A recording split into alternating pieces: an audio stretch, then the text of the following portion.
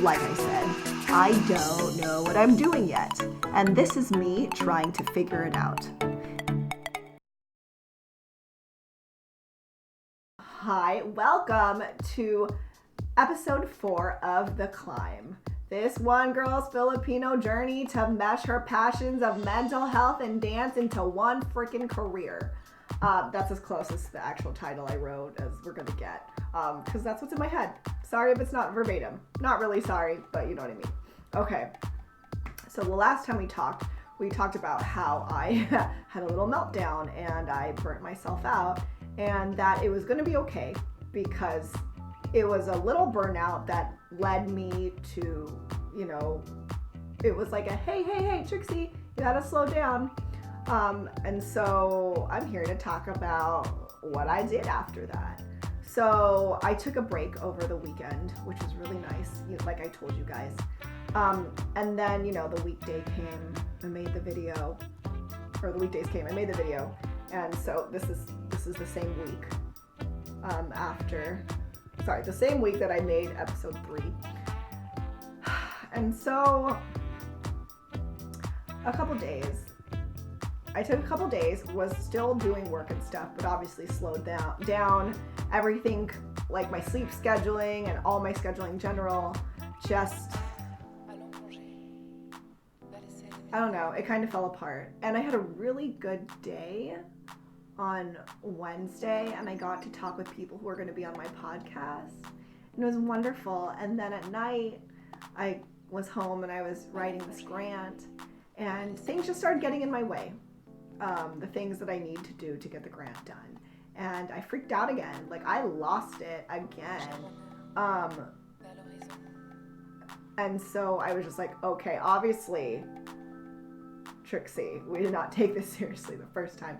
I am burnt out and I'm working too much, because it's like, yes, it's fine to be frustrated. It's another thing if I'm going to be like randomly yelling at myself and just feeling like shit, and pardon my French, if I'm feeling bad and I'm, talking shiz to myself, like, it's not good. It's not good for me to do that. So basically what I did is I grabbed my boyfriend and I was like, I need a sounding board. We got a whiteboard, and you're writing down all the things that I needed to do. Because in my head I was like, there is a lot I need to do, but I need to prioritize because I cannot focus this much on everything. And maybe there are some things I can drop right now. And so we were doing that. And then he's also really good at charts. So he helped me make a chart of like all the things I'm doing and stuff I'm trying to accomplish. And then when he had it all out there, he was like, this is why you're burnt out. Look at all the different things you're trying to do. And I'm like, I know. And in my head, like, it was a lot. Like, quantitatively, when I looked at all the little boxes of different things I was doing, I was like, that's a lot. But in my head, it didn't feel like a lot. And I was like, okay, I know it doesn't feel like a lot, but obviously, like, this is a lot to do. And so I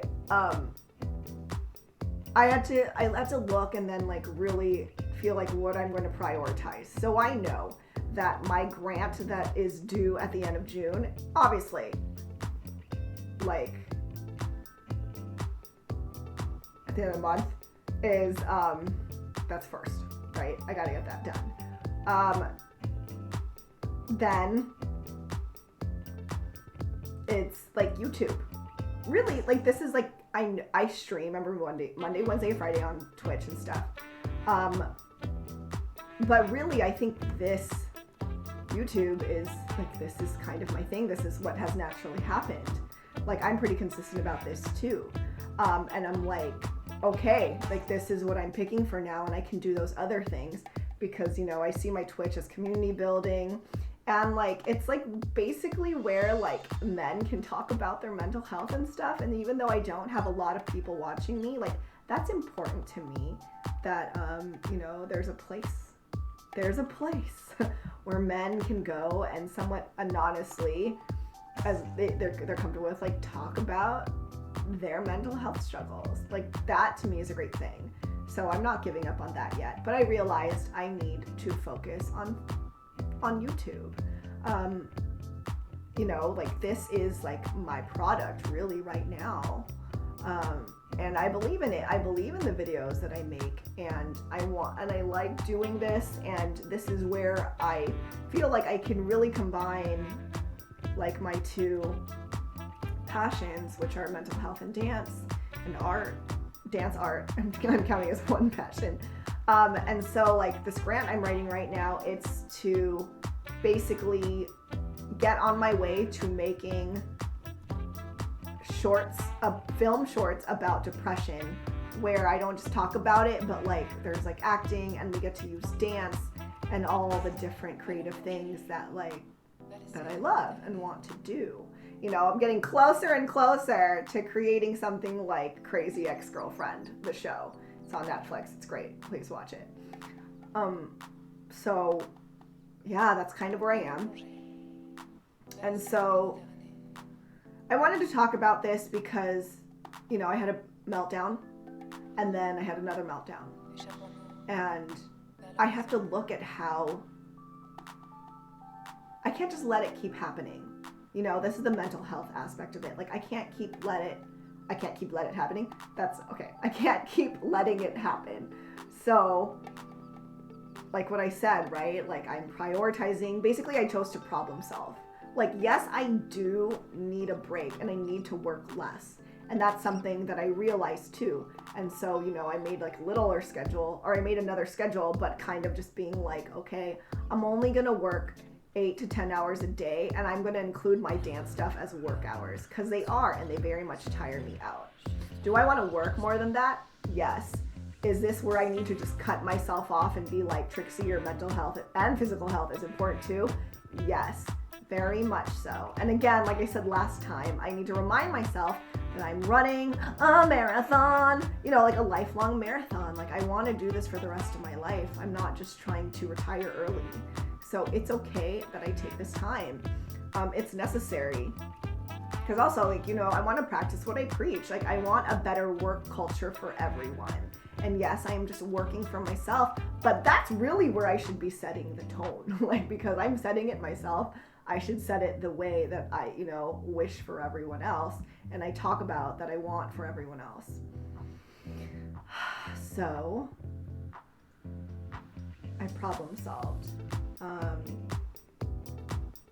Accepted that I'm going to work less and enjoy my life a little more, and really prioritized what I need to be doing. And I think that's really important, because like, yes, there's so many things that need to be done. Oh my god. But also trying to learn ways to do everything efficiently. So, and it's hard. It's a search, right? Like, you got to search to be like, who are you going to listen to and learn from, like online and whatever, like Mike Stelzner, Sue B. Zimmerman, I think that's her name, pretty sure that's her name, like, you know, picking people who are all also about efficiency to listen to them. And yeah, it's kind of what I wanted to talk about. I just kind of wanted to be like, okay, well, here's what I did next. I problem solved, and I didn't just take a full break. Because for some people that's necessary, and depending on the intensity of how much I had a mental break, like maybe, you know, maybe sometimes it will be that I just need to come to a complete halt. I don't think I'm there yet, because in my head I was like, the thought of stopping made me way more anxious. You know what I mean? But, you know, I'm combining it with the fact that I also know, like, I can't just keep working myself into a depressive episode. So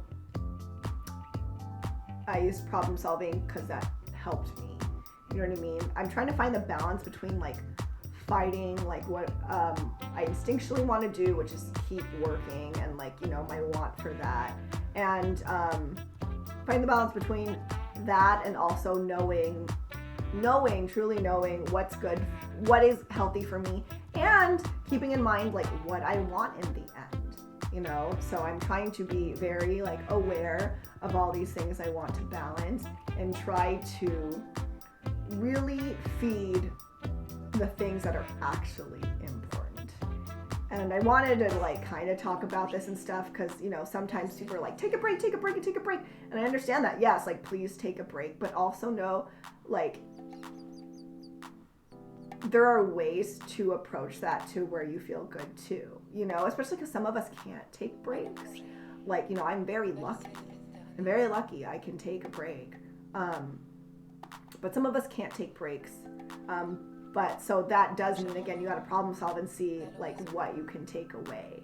Because the answer is going to, like, I want the answer to be take away nothing and I just need to suck it up. But I have to know, like, that's not the answer. If my real wants and needs is to have like a good, happy, healthy life, you know, like, yes, I want everything I'm doing to take off faster, but it's also like, I want to make a good life for myself. And that means now. That does not mean making a good life for myself in the future, because this is my life now. I'm living my life now. And I think that's really easy to forget, right? Work so hard now so you can live better later. But it's like, even if you really work hard, to be completely honest, you cannot promise yourself really a better tomorrow because you don't know what happens. Like, maybe like I will get sick, like terminally sick, you know, or maybe something will happen in my life and someone else gets terminally sick and I really have to change courses. Like, you don't know. What you know now is like what you have now. Like, you know, this is here. So the approaches I take in the present are really vital to my life later. And that's a reminder for all of us. And I really hope that made sense, because I feel like it did, and I feel like I was being wise, but maybe not. And that's fine. But that's the update I wanted to give you for this episode of The Climb. So just basically like what to do, you know, like how to approach your meltdowns, your breakdowns, and like how to go about it in a healthy way for you, something fulfilling for you. And also know that, you know, there's professional help, and if you can afford it, please do so. Please do so. Also look for free clinics. There are also a lot of therapists who might have sliding scales or who can take your insurance. It's not always easy to find professional help, but you know, it is easier for some people depending on like your insurance and stuff like that and where you are. And it's definitely worth going to professional help if you feel like you cannot get a hold of what's ever happening, you know, what's ever happening in your life. Like, there's no shame, man. There's no shame. The shame that's out there is like the stupid stigma that people have created, and it's not helping anyone, you know. And now, you know, mental health, like, people are understanding more, so we got to go with it. We got to go with that, and we got to say what's actually happening with us and say it's okay to not be okay, so that it can be that way for everyone. But we got to buy into it ourselves first. So yeah, that's where I'm ending.